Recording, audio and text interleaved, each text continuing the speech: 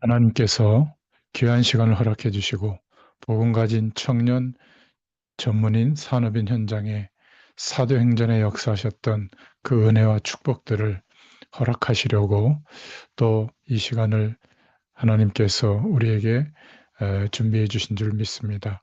사도행전을 읽어가는 중에 성령께서 역사하셨던 그 은혜가 우리의 모든 삶의 현장에 그대로 응답이 되도록 역사하여 주시옵소서.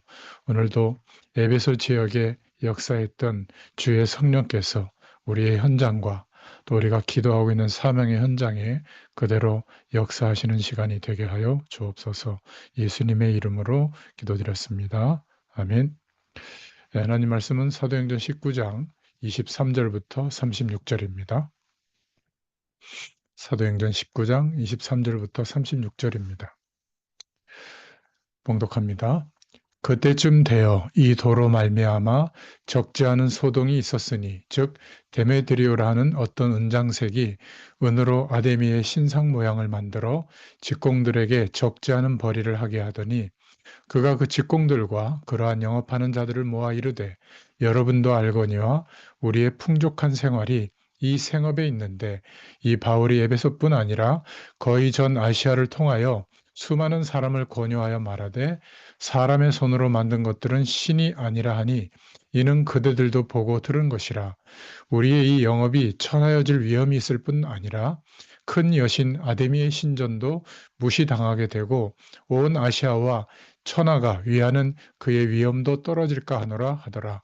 그들이 이 말을 듣고 분노가 가득하여 외쳐 이르되 크다 에베소 사람의 아데미여 하니 온 시내가 요란하여 바울과 같이 다니는 마게도냐 사람 가이오와 아리스타고를 붙들어 일제히 연극장으로 달려 들어가는지라.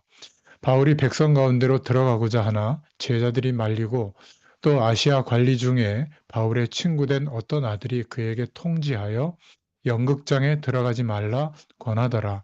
사람들이 외쳐 어떤 이는 이런 말을 어떤 이는 저런 말을 하니 모인 무리가 분란하여 태반이나 어찌하여 모였는지 알지 못하더라.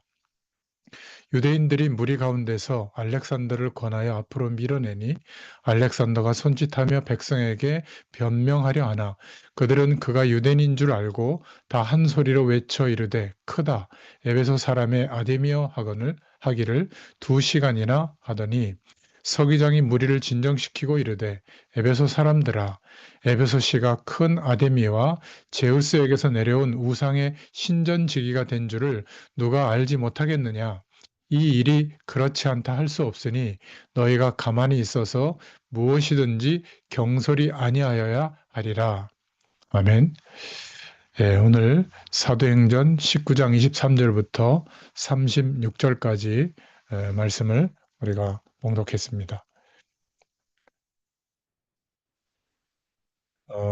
오늘 말씀의 제목은 사람에게 이끌리는 삶이라는 제목으로 은혜를 나누겠습니다. 오늘 본문은 에베소에 있었던 소동이 일어난 이야기를 우리가 읽었는데요. 세 가지로 우리가 좀 중요한 기도 제목을 붙잡아야 되겠습니다. 첫 번째로 복음 없이 풍족한 생활이 이끄는 삶이 있죠. 대부분 청년 전문인 산업인들이 현장에서 살아갈 때 풍족하게 살아보려고 많은 노력들을 하죠. 또 그런 목적을 두고 많이 인도를 받습니다. 그런데 이 풍족한 삶이 복음 없이도 이루어지거든요. 그런데 이 사람들은 풍족한 생활이 돼도 조금만 이익과 손해와 문제가 생기면 목숨 겁니다. 그러니까 풍족한 생활이 삶의 방향이고 내용인데 그게 위험해진다, 위축된다. 그러면 무슨 일도 벌입니다. 오늘 그런 내용이 나오는 거거든요. 이 에베소 지역에 바울이 복음을 전했는데 그때쯤 이 도로 말미암아 적지 않은 소동이 있었으니 이렇게 되어 있죠. 복음을 에베소 지역에 전했는데 복음을 받아들이는 사람들이 삶이 변하는 거예요. 오늘 은으로 우상의 형상을 만들어서 팔던 데메드리오, 이 데메드리오가 하는 말이 저 바울이 에베소뿐만 아니라 거의 전 아시아를 통하여 많은 사람을 권유하는데 뭐라고 말하냐면 사람의 손으로 만든 것들은 신이 아니다. 어디서 주워 들었죠. 바울이 전하는 복음을 들은 겁니다. 그런데 그것 때문에 에, 이제 부정적으로 이제 생각하는 거죠. 복음을 받아들이면 복음을 받아들이는 사람의 근본적인 삶의 방향과 내용이 바뀌게 됩니다. 사실 주일날 교회 가는 것만으로 그들의 모든 삶이 사실은 바뀌는 게 아니죠. 그냥 예배당에 갔다 오는 것만이 아니라 모든 삶이 근본적으로 바뀌어야 될 줄로 믿습니다. 그러면 목적도 달라지고 하는 일도 바뀌어지죠. 같은 일이어도 하나님이 주시는 힘이 있기 때문에 다른 삶이 시작됩니다. 이런 좋은 소동이 우리에게 있기를 바랍니다. 믿는 사람으로 인하여 생기는 변화는 아주 긍정적이죠. 그런데 이런 복음의 변화가 일어날 때 하나님 없이, 복음 없이 풍족한 삶을 따라서 살던 사람들은 자신의 풍족한 생활이 침해받는다고 그렇게 여기는 사람이 있는 거예요. 19장 24절에 데메드리오가 그런 사람이에요. 이 데메드리오의 불만과 선동이 19장 24절, 25절에 나오는데 그가 직공들과 그러한 영업하는 자들을 모아 이르되 여러분도 알거니와 우리의 풍족한 생활이 이 생업에 있는데 이렇게 말하죠. 어, 아데미 신전과 신상 모양을 만드는데 은으로 만들어서 팔았단 말이죠. 그러니까 그냥 작은 기념품이 아니라 굉장히 고가의 기념품이었던 것 같아요. 그러니까 그거를 팔아서 많은 자들이 풍족한 생활을 영위하는 그런 근거가 됐던 자신들의 일이죠. 우리의 풍족한 생활이 이 생업에 있는데, 그러니까 신전 모형을 만들어서 우상 만들어서 팔면서 풍족한 생활을 누리고 있던 겁니다. 만약 바울이 전하는 저 기독교의 도가 더욱 세를 얻으면 자신들의 수입이 지장이 생겨서 풍족한 생활을 할 수 없다고 주장하는 거죠. 데메드리오 주장은 조금 과장된 것 같지만 이 지역의 사람들에게 효과적으로 선동이 된 겁니다. 대부분의 사람들은 복음 없이 살아갈 때 자신들의 풍족한 생활을 목표로 살고 있고 그러한 것을 침해받고 싶어 하지 않죠. 그 부분을 건드려서 막 이렇게 소동을 일으킨 겁니다. 그런데 이 하나님 없이 복음 없이 풍족한 생활은 모든 사람의 바람이지만 사람의 마음을 충족시키지는 못합니다. 상한선이 없는 거죠. 하한선은 있는데 상한선이 없는 겁니다. 그러니까 평생 풍족해지려고 노력하지만 답이 없는 인생을 살게 됩니다. 사람은 배부른 돼지보다는 그 이상을 원하죠. 그런데 늘 풍족한 생활을 하기 위해서 늘 마음이 거기에 담고 쫓기다시피 삽니다. 어떤 사람은 평생 그렇게 살다가 자기가 이루어 놓은 것을 한 번도 써보지 못하고 그냥 죽는 사람도 봤거든요. 풍족한 생활이 이끄는 삶은 사실은 영원한 생명의 축복에 비하면 언제나 한계로 끝나는 삶으로 마감합니다. 우리가 또 두 번째로 생각해 볼 삶이 오늘 나오는데 두 번째는 알지 못하고 그냥 여론에 따라가는 삶이 있습니다. 오늘 19장 27절에 보니까 우리의 이 영업이 천하여질 위험이 있을 뿐 아니라 업신여김을 받는다는 거죠. 또 큰 여신 아데미의 신전도 무시당하게 되고 이렇게 말하고 있습니다. 온 아시아와 천하가 위하는 그의 위엄도 떨어질까 하노라 하더라. 이 큰 여신 아데미 신전은 이 당시에 불가사의할 정도로 어마어마한 신전이고 아시아 전 지역에 엄청난 영향을 주던 우상이었거든요. 아데미 여신인데. 그러니까 명분은 아데미 여신의 신전이 무시당한다. 이런 어떤 그 신앙심을 자극한 겁니다. 그러나 실제로는 자신들의 이익이 줄어들까 봐 속으로는 그런 명분이 있지만 겉으로는 아데미 여신이 무시당한다. 그리고 우리가 하는 이 일도 굉장히 우상 만드는 직업이라고 천대받을 게 된다. 이렇게 명분을 삼은 겁니다. 그러면서 19장 29절에 바울 팀에 따라다녔던 가이오와 아리스타고를 붙들어서 연극장 뭐 한 2만 5천 명 정도 모였다고 하는데 거기로 붙들어서 연극장으로 달려 들어가는 겁니다. 큰 소요가 일어난 거죠. 한 2만 명 이상 모였으니까. 그렇죠?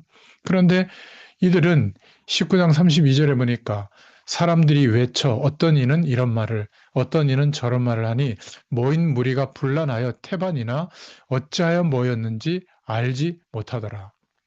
왜 모였는지는 모르는데 아무튼 아데미 신이 뭐 무시당한다 하니까 모여가지고 크다 에베소 사람의 아데미여 막 연호하고 모여 있는 거예요. 무엇인가를 사람들이 선택하는 기준은 여론 아니면 유행입니다. 그렇죠? 여론은 언론이나 소수의 사람이 만듭니다. 어떤 면에서 유행도 소수의 사람에 의해서 만들어지죠.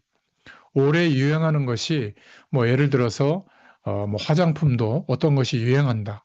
옷도 어떤 것이 유행한다. 그러면 그렇게 입지 않는 사람들을 볼 때 이상하게 보입니다. 이유가 없어요. 사람들이 이미 많이 그렇게 보기 때문에 자신도 모르게 그 기준에 길들여져 버린 거죠. 요즘은 그 유행이 너무나 빨리 바뀌잖아요. 어떤 것이 멋있어 보이는 것도 우리가 알고 하는 것이 아니에요.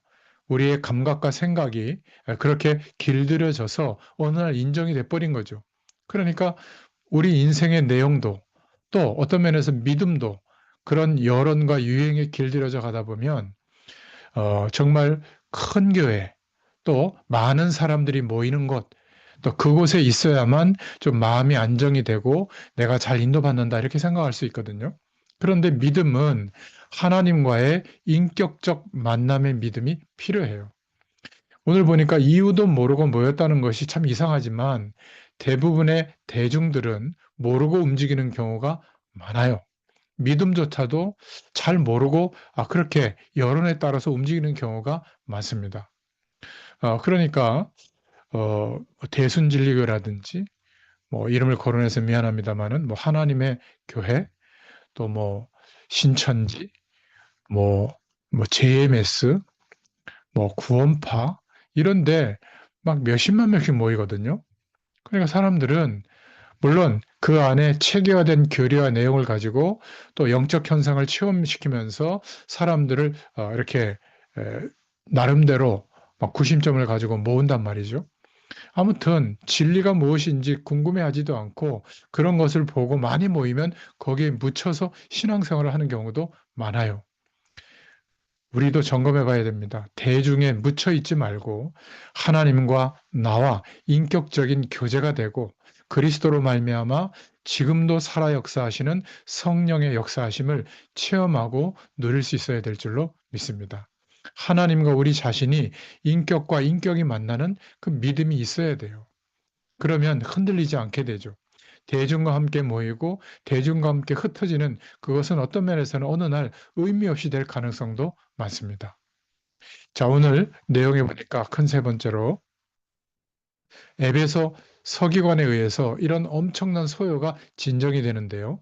19장 40절에 보니까 오늘 아무 까닭도 없는 이 일에 우리가 소요 사건으로 책망받을 위험이 있고 우리는 이 불법 집회에 관하여 보고할 자료가 없다 하고 이렇게 말하고 있거든요. 그러니까 어, 예수를 전하는 이들이 죄가 있으면 고발하고 재판하는 과정을 제대로 거쳐라 이렇게 말하고 있는 겁니다. 군중 심리로 우리가 복음을 전하거나 하나님의 뜻대로 살 때 모르고 이 일 저 일을 하는 막 소요를 일으키는 사람들이 있거든요. 그때 가장 효과적인 것은 법적으로 하는 겁니다. 법은 이유 없이 알지 못하고 행동하는 수많은 행동들에 대해서 일정한 틀, 이것은 옳다, 이것은 틀렸다, 틀을 제공하거든요. 사회 안전을 위해서 법으로 테두리를 정하고 그것을 벗어나지 않도록 그렇게 만들어 놓은 것이죠. 그러니까 우리가 법이라고 하는 테두리만 벗어나지 않으면 세상에서, 사회에서 이유도 모르고 어떤 행동을 막 저지를 때 그것이 문제가 되지 않을 만큼 보호받을 수도 있는 겁니다. 아무튼 에베소의 이 엄청난 소유의 본질은 자신들의 수입에 차질이 생길 것을 염려한 그러한 사람들에 의해서 선동된 소유였죠. 자신의 이익과 관련된 것에 사람들은 목숨 겁니다. 더 많은 수입과 풍요로운 삶이 그들의 목적이기 때문에 그렇죠. 이런 이익과 여론과 유행을 따라가는 신앙, 이것은 오래가지 못합니다. 이 아데미 신전에 몇만 명이 모였는데 단지 아데미 여신이 관련돼 있다는 얘기만 듣고 막 소동으로 모였거든요. 그들이 모르고 모인 겁니다. 사람들에게 이끌려가는 삶이 많은 경우 모르고 그냥 따라가는 경우가 많아요. 내가 누구인지, 무엇을 위해서 어떻게 살아야 하는지, 나는 하나님께서 어떤 부르심과 계획을 갖고 계시는지, 거기에 따라서 나는 어떤 믿음의 반응을 해야 되는지 이런 것 없이 그냥 막 떠밀려서 연령에 맞게 막 밀려가는 경우가 있거든요. 유행이라는 것은 사실은 모르고 그냥 따라가는 겁니다. 여론조차도 우리의 기준이 없이 따라가는 경우가 많죠. 어쩌면 믿음조차도 그럴 수 있다는 거 꼭 생각해 봐야 됩니다. 우리의 믿음은 그리스도로 말미암아 성령 하나님이 함께 하시는 영원한 생명을 허락하셨고 하나님과 동행하는 하나님 나라의 배경 속에서 살아가는 인격적인 믿음이 되어야 될 줄로 믿습니다. 우리는 대중을 따라가는 사람에 의해서 따라가는 삶이 아니라 진리를 따라 인격적인 믿음이 되도록 하나님께 기도해야 될 줄로 믿습니다. 큰 세 번째로 오늘 사도행전 19장 그 뒤에 28절부터 41절까지 더 보면 바울이 충고를 받아들이는 장면이 나와요. 지금 이 아데미 신전을 부정한다고 생각해서 여신을 부정한다고 생각해서 이유 없이 사람들이 막 흥분해서 모였거든요. 또 그들 중에 어떤 사람은 자신들의 이익이 수입이 감소한다는 걸 두려워해서 막 흥분해서 모인 겁니다. 아주 민감하게 반응하고 있죠. 그런데 이 모인 사람들의 태반은 아까도 얘기했지만 그들이 왜 그곳에 왔는지 모르고 몰려든 사람들이 태반이었어요. 흥분했고 무언가를 곧 이룰 수 있는 것처럼 대단히 크게 반응한 것처럼 보이지만 실제로 그 안을 쳐다보면 완전히 텅 빈 겁니다. 유행이 그렇고 여론이 그래요. 그 당시에는 막 대단한 것 같고 그렇게 안 하면 큰일 날 것 같고 그렇게 못 따라가면 뒤처지는 것 같은데 지나가 보면 텅 빈 거기 때문에 대부분 거짓의 전형적인 모습을 보여지는 겁니다. 진리가 아니기 때문에 얼마 가지도 못해요. 영원한 것은 없죠. 거짓 여론과 거짓 소동은 우리를 속여서 흥분하게 만듭니다.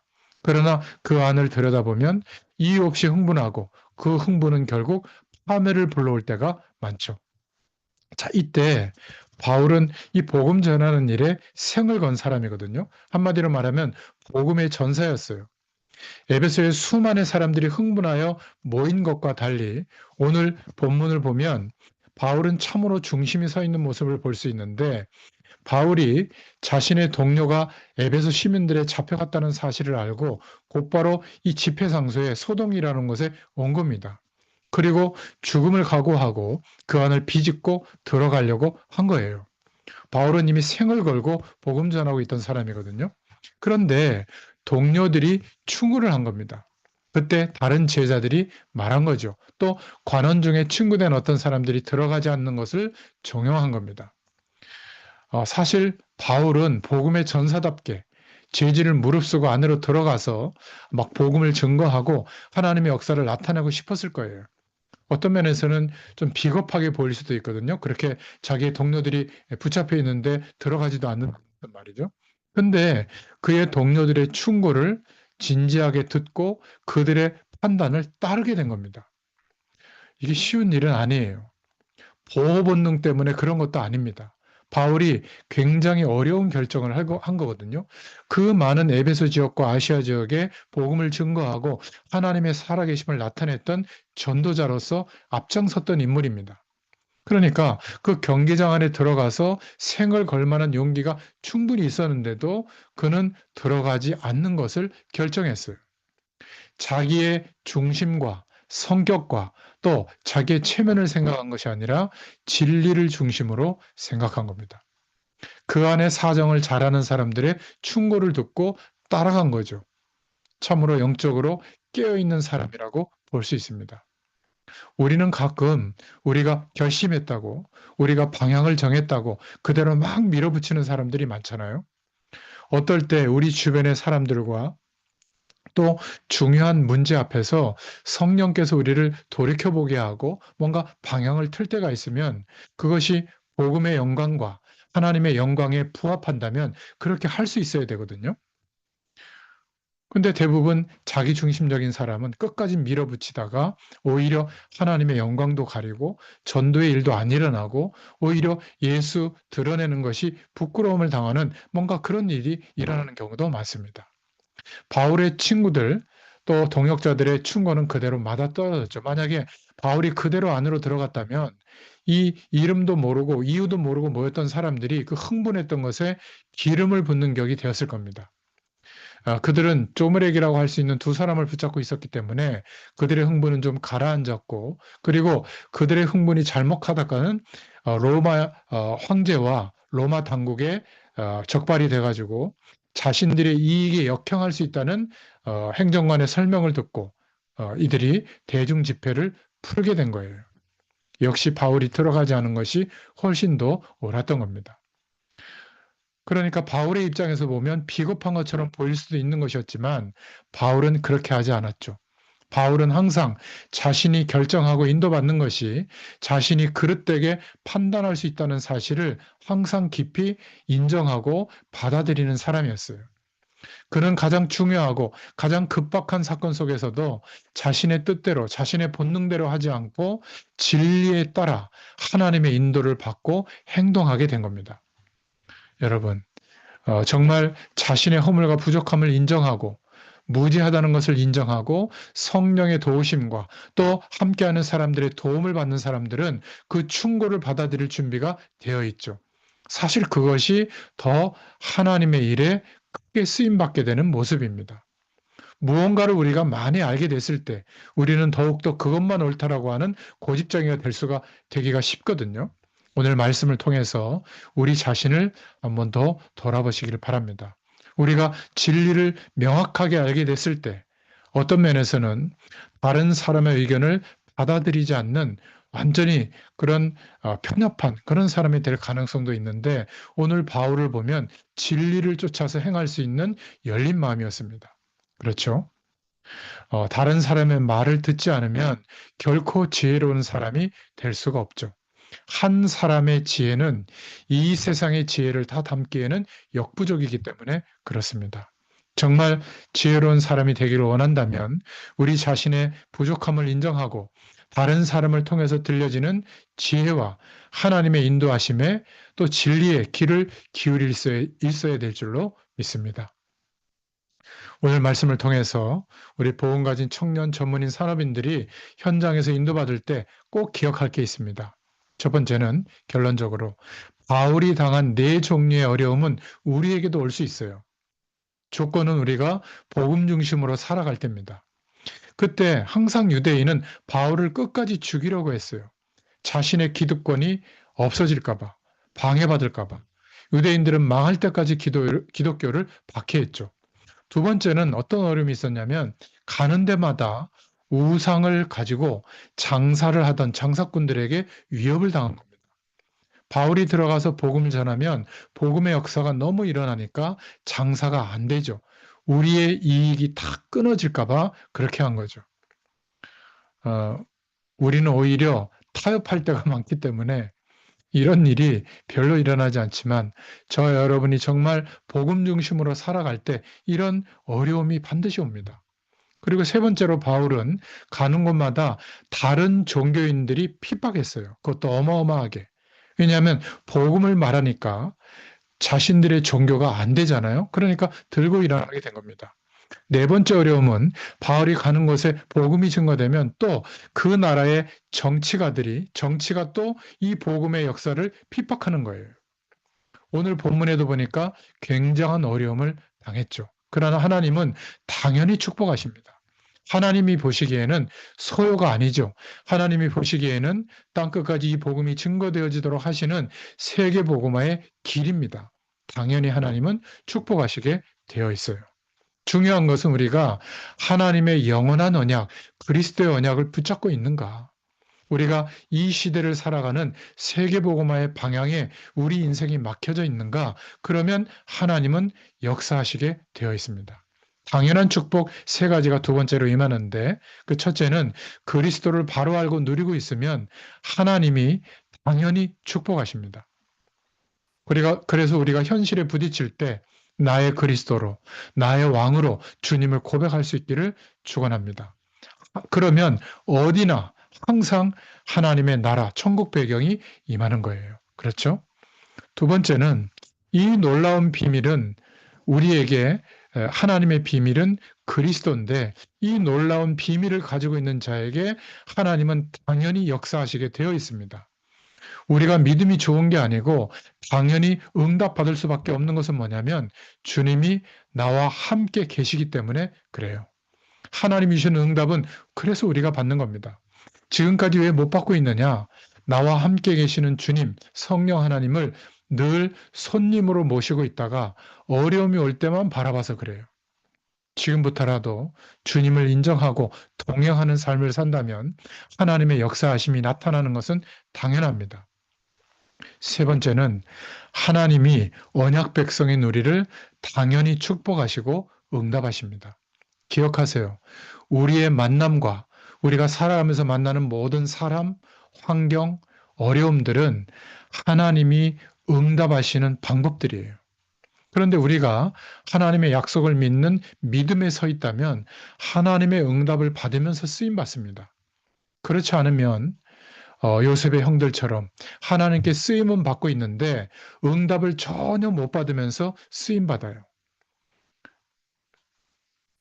요셉이 가정 안에만 있지 않고 강대국 애굽으로 가도록 하나님이 쓰시는데 형들이 미워하는 그 마음과 죽이고 싶은 마음과 또 유다의 마음을 하나님이 만지셔가지고 노예로 팔게 하는 또 보디발의 집에서 그냥 인정받고 살면 될 텐데 그 부인을 통해서 모함받아가지고 감옥에 가는데 쓰임받죠.